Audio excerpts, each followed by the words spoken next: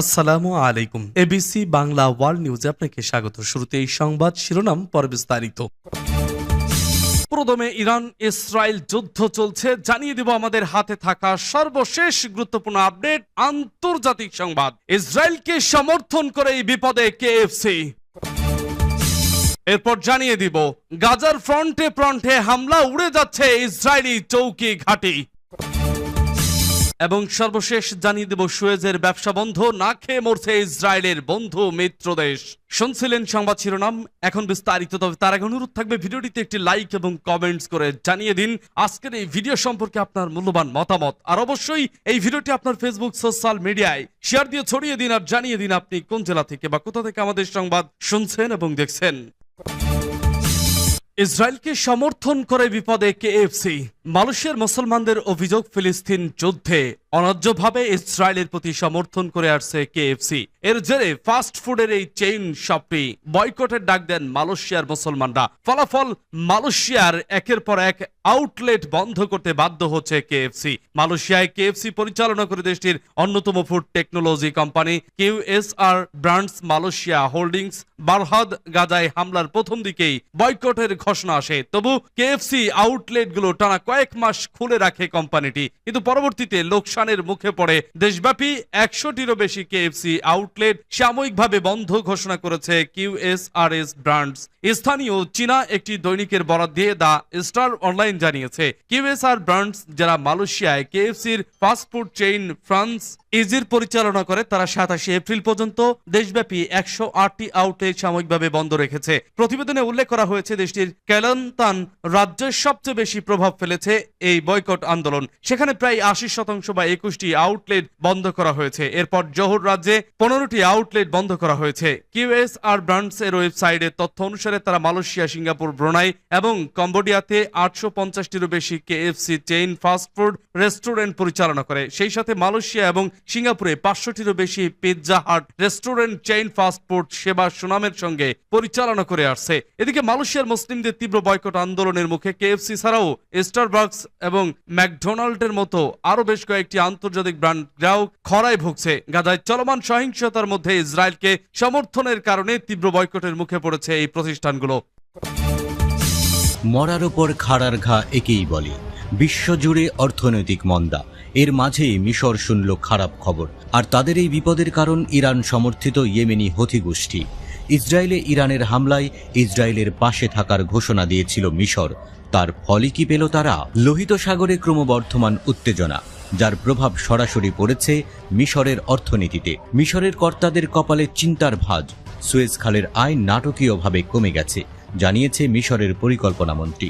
Saudi আরবের রিয়াদে world economic ফোরামে এক বক্তৃতায় মিশরের পরিকল্পনা মন্ত্রী হালা এল সাইদ বলেন, লোহিত সাগরে উত্তেজনার কারণে জাহাজ চলাচলে ব্যাঘাতের কারণে এই পতন ঘটেছে। সুয়েজ খাল বিশ্ব বাণিজ্যের জন্য একটি গুরুত্বপূর্ণ সামুদ্রিক রুট, ইউরোপ এবং এশিয়ার মধ্যে সংক্ষিপ্ততম শিপিং রুট।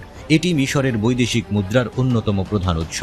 ইসরায়েল সংশ্লিষ্ট বাণিজ্যিক জাহাজে হুথিদের হামলা এবং ইয়েমেনে মার্কিন যুক্তরাষ্ট্রের প্রতিশোধমূলক বিমান হামলার কারণে লোহিত সাগরে আন্তর্জাতিক জলপথে বাণিজ্যিক জাহাজ চলাচল প্রভাবিত হয়েছিল। টানা 6 মাস অব্যাহত হামলার কারণে জলপথ পাল্টাচ্ছে বড় বড় শিপিং কোম্পানি, যার ফলে বড় ধরনের প্রভাব পড়েছে মিশরের সুয়েজ খালের ওপর। গত বছরের তুলনায় খাল থেকে আয় প্রায় অর্ধেকে নেমে এসেছে। গত 7 অক্টোবর দক্ষিণ ইসরায়েলে হামলা চালায় ফিলিস্তিনি সশস্ত্র গোষ্ঠী হামাস। এরপর গাজায় শুরু হয় ইসরায়েলের আগ্রাসন। এর জের ধরে লোহিত সাগরে ইসরায়েল সংশ্লিষ্ট বাণিজ্যিক জাহাজগুলোই আক্রমণ চালাচ্ছে ইয়েমেনের হুথি বিদ্রোহীরা। গত 19 নভেম্বর হুথিরা ইসরায়েলের সঙ্গে সম্পৃক্ত কার্গো জাহাজ গ্যালাক্সি লিডারের নিয়ন্ত্রণ নেয় এবং তা দখল করার ভিডিও প্রকাশ করে। পরবর্তীতে এই হামলা ঠেকাতে প্রতিশোধমূলক বিমান হামলা চালাচ্ছে যুক্তরাষ্ট্রসহ কয়েকটি পশ্চিমা দেশ। এসব কারণে লোহিত সাগরে উত্তেজনা বেড়েছে, প্রভাবিত হয়েছে আন্তর্জাতিক জলপথের ট্রানজিটও। হুথি যোদ্ধারা গত প্রায় 6 মাস ধরে তারা লোহিত সাগর থেকে বাবেল মানদেব প্রণালী পর্যন্ত বিস্তীর্ণ জলপথের মধ্য দিয়ে যাওয়া পশ্চিমা জাহাজের উপর হামলা চালিয়ে আসছে। এতে সুয়েজ খাল দিয়ে পণ্যবাহী জাহাজ চলাচল ব্যাপকভাবে কমে গেছে। সুয়েজ খাল কর্তৃপক্ষের প্রধান ওসামা বারি জানিয়েছেন, লোহিত সাগরে চলাচলকারী জাহাজগুলোতে ইয়েমেনি সশস্ত্র গোষ্ঠীগুলোর হামলার পর বড় জাহাজ সংস্থাগুলো এই রুট এড়িয়ে চলছে। ফলে সুয়েজ খালে চলাচলকারী জাহাজের সংখ্যা উল্লেখযোগ্য হারে কমে গেছে। এতে সুয়েজ খালে বড় ধরনের নেতিবাচক প্রভাব পড়েছে। জাতিসংঘের মতে ইসরায়েলি যুদ্ধের 6 মাসেরও বেশি সময় ধরে গাজার বিশাল অংশ ধ্বংসস্তূপে পরিণত হয়েছে। ছিটমহলের জনসংখ্যার 85%কে অভ্যন্তরীণ বাস্তুচ্যুতির দিকে ঠেলে দিয়েছে। আন্তর্জাতিক বিচার আদালতে ইসরায়েল গণহত্যার দায়ে অভিযুক্ত। জানুয়ারিতে একটি অন্তর্বর্তীকালীন রায়ে তেল আবিবকে গণহত্যামূলক কর্মকাণ্ড বন্ধ করতে এবং গাজার বেসামরিক নাগরিকদের মানবিক সহায়তা প্রদানের নিশ্চয়তা দেওয়ার ব্যবস্থা নেওয়ার নির্দেশ দেওয়া হয়েছিল। ফিলিস্তিনের অবরুদ্ধ গাজা ভূখণ্ডে অবিরাম হামলা চালিয়ে যাচ্ছে ইসরায়েল।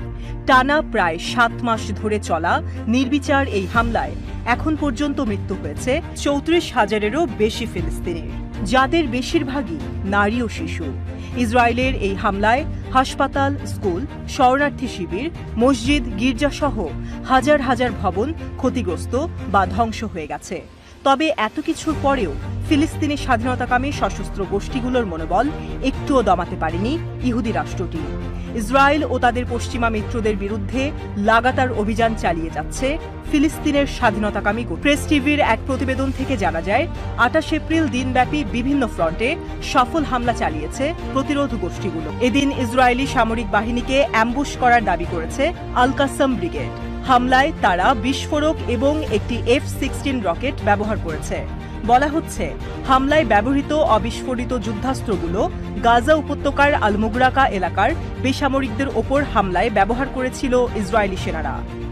এছাড়া দক্ষিণ গাজার নেটজারিমে ইসরায়েলি সামরিক বাহিনীর কমান্ড সদর দপ্তরে মর্টার শেল দিয়ে বোমা বর্ষণ করেছে আল কাসাম ব্রিগেডের যোদ্ধারা।